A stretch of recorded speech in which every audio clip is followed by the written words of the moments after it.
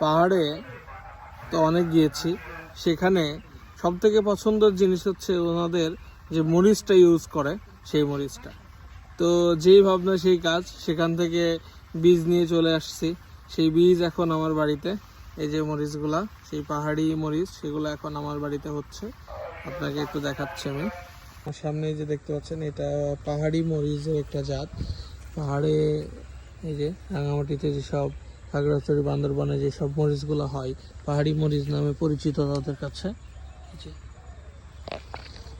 সেই মরিচটা আমার বাড়িতে এখন অনেক ধরেছে মাশাআল্লাহ।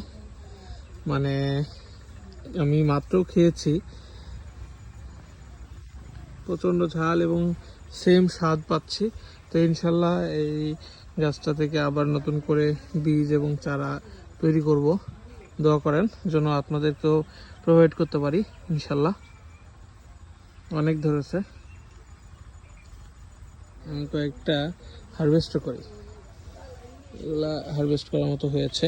এগুলো এরকম ছোট ছোটই হয়, জাতটা এরকম। এগুলো আর কি জুমের সেই মরিচ, এগুলোই ওরা হচ্ছে মরিচ ভর্তা করে, সাথে হচ্ছে বিভিন্ন সবজি দিয়ে, সিদ্ধ সবজি দিয়ে খাই। সেই মরিচটা এখন আমার বাড়িতে পাওয়া যায়।